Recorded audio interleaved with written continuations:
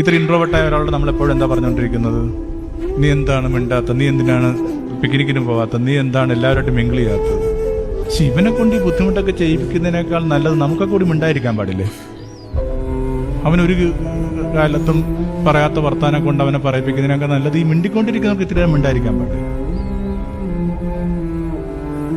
ഇതിനൊക്കെ അക്സെപ്റ്റൻസ് എന്ന് പറയുന്നേ, എല്ലാവർക്കും ഒരു സ്പേസ് വേണ്ടേ? എല്ലാം നമ്മൾ ഉപയോഗിക്കുന്ന മുൻഗണനകൾ തന്നെ മാനദണ്ഡമായിട്ട് എടുക്കേണ്ട കാര്യമുണ്ട്. ഒരാൾ മിണ്ടില്ല, ഇപ്പൊ എന്താ കുഴപ്പം? മിണ്ടുന്നവരെന്താ പറഞ്ഞോണ്ടിരിക്കുന്നത്? ഈ ബോബീച്ചൻ പറഞ്ഞ എത്രയോ കറക്റ്റാണ്. നമ്മൾ വെക്കുന്ന മുൻഗണനകളൊക്കെ ശരിയാണെന്ന് വാശി പിടിക്കരുത്. ഇന്നത്തെ സുവിശേഷത്തിൽ ഈ ശിഷ്യന്മാർ വന്നിട്ട് ഈശോ അടുത്ത് പരാതിപ്പെടുവാണ്. ഞങ്ങൾ പറയുന്ന പോലെ അവർ ചെയ്യുന്നില്ല, നമ്മളെ അവർ അനുഗമിക്കുന്നില്ല, അതുകൊണ്ട് ഞങ്ങൾ അവരെ തടഞ്ഞു.